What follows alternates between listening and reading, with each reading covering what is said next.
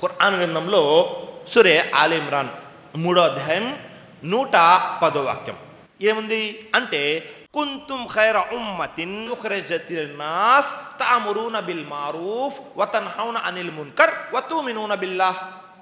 అర్థం ఏమిటి? కుంతుం ఖైర ఉమ్మతి ఉఖ్రిజత్ లిన్నాస్, ఇక నుండి ప్రపంచ మానవులకు మార్గం చూపడానికి, వారిని సంస్కరించడానికి రంగంలోకి తీసుకురాబడిన ఉత్తమ సమాజం మీరేం చేస్తారు? మంచిని చేయండి అని ఆజ్ఞాపిస్తారు, చెడు నుండి వారిస్తారు, ఇంకా అల్లాహ్ను విశ్వసిస్తారు. అల్లాహ్ ఇక్కడ మనకి ఏం చేస్తున్నాడు?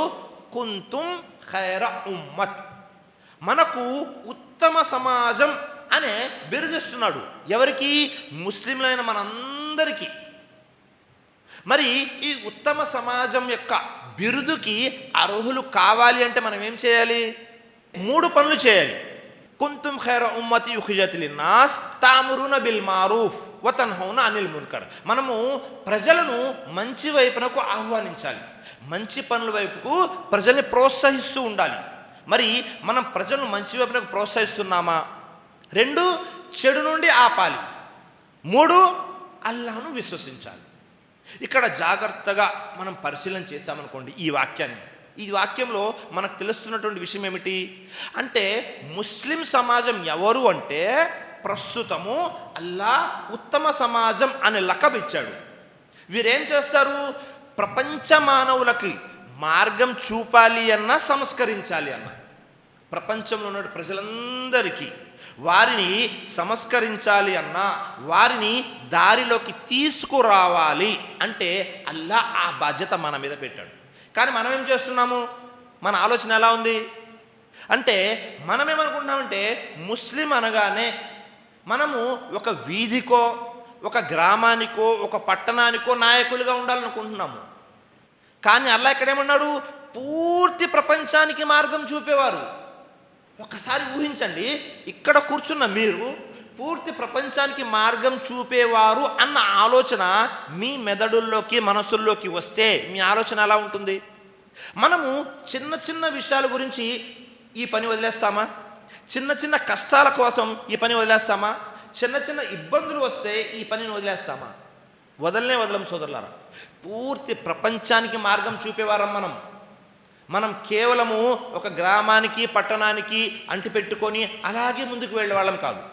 మరి పూర్తి ప్రపంచానికి మార్గం చూపాలి అన్నా, ఉత్తమ సమాజం బిరుదుకి అర్హులు కావాలి అన్నా 3 పనులు ఖచ్చితంగా చేయాలి. మొట్టమొదటిది, ప్రజలకు ఏం చేయాలి? మంచి చేయండి అని ఆజ్ఞాపించాలి. మంచి అంటే ప్రపంచంలో అనేక రకాల మంచి పనులు ఉన్నాయి.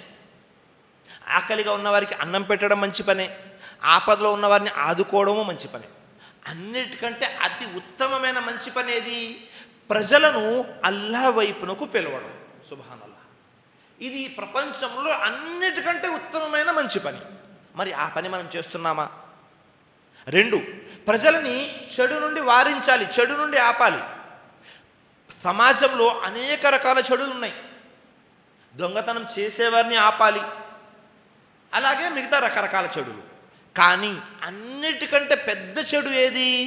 ప్రజలు నిజ సృష్టికర్త అయిన అల్లాహ్ను వదిలేసి మిథ్యా దైవాలను ఆరాధించడం, మిథ్యా దైవాల వెంట పడడం.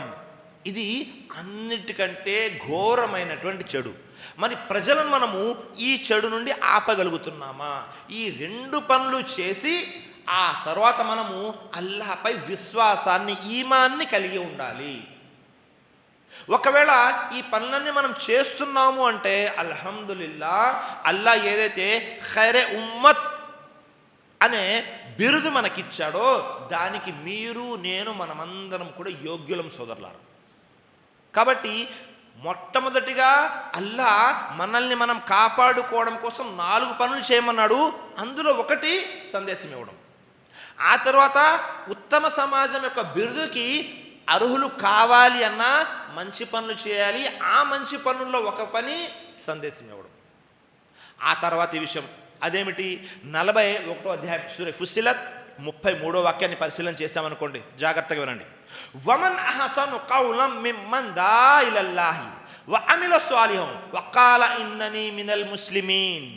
ఇక్కడ కూడా చూడండి, అల్లా తఆలా తెలియస్తున్నాడు, ఎవరైతే అల్లా వైపునకు ప్రజలను పిలిచి, అల్లా వైపునకు ప్రజల్ని పిలుస్తూ మరియు మంచి పనులు చేస్తూ, ఇక నేను ముస్లింని అని, నేను విధేయుడని అని పలికే వ్యక్తి మాట కంటే మంచి మాట మరెవరిది కాగలదు. సుబ్హానల్లాహ్.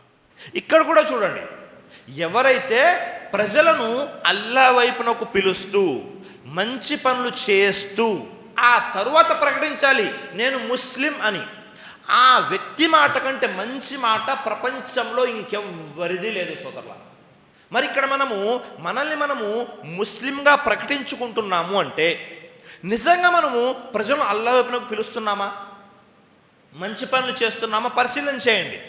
ఒకవేళ ప్రజల్ని అల్లా వైపునకు పిలవటం లేదు, మంచి పనులు చేయటం లేదు, అలాంటప్పుడు మనం కేవలము ఆధార్ కార్డులో, రేషన్ కార్డులో, ఓటర్ కార్డులో మాత్రమే ముస్లింలుగా ఉంటాం. మీ వీధిలో వాళ్ళందరూ మిమ్మల్ని ముస్లిం అని పిలవచ్చు, ముస్లింల జాబితాలో మీరు ఉండవచ్చు, కానీ అల్లా దృష్టిలో ముస్లింలుగా ఉండాలి అంటే ఖచ్చితంగా ప్రజలను అల్లా వైపునకు పిలవాలి, ఆ తర్వాత మంచి పనులు చేయాలి. ఈ రెండు చేసిన తర్వాతే ప్రకటించాలి నేను ముస్లిం అని. మరి మనము ఆ విధంగా ఉన్నామా లేదా పరిశీలన చేయండి. ఎందుకని అంటే ఈరోజు చెప్పడం చాలా సులువు. నేను ముస్లిం అండి, నేను దైవప్రవక్త ముహమ్మద్ సల్లల్లాహు అలైహి వసల్లం యొక్క అనుచరుణ్ణండి అని చెప్పడం సులువే, కానీ దాని ప్రకారం ఆచరిస్తున్నామా లేదా? ఎలాగైతే అల్లా ఉండమన్నాడో అలా ఉంటున్నామా లేదా? ఏ పనులైతే దైవప్రవక్త ముహమ్మద్ సల్లల్లాహు అలైహి వసల్లం చేయమని చెప్పారో ఆ పనులు చేస్తున్నామా లేదా? ఏ పనుల నుండి మనల్ని ఆపారో ఆ పనుల నుండి మనల్ని మనం ఆపుకుంటున్నామా లేదా అనేదే తెలుస్తుంది. ఎందుకని మనము అబ్దుల్లా అని పేరు పెట్టుకుంటాము. అబ్దుల్లా అంటే అల్లాహ్ యొక్క దాసుడు. అబ్దుల్లా అని పేరు పెట్టుకున్నంత మాత్రాన అల్లా దాసులం అయిపోతామా? అవము. ఆ చేయవలసిన పనులన్నీ చేస్తేనే అవుతాము. కాబట్టి ఇవన్నీ కూడా ఖురాన్ యొక్క వాక్యాలు. మరి ఇవన్నీ మనం చేస్తున్నామా లేదా అనేది పరిశీలన చేసుకోవాలి. దావా యొక్క ప్రాముఖ్యతలో చాలా ముఖ్యమైనటువంటి అంశాలు.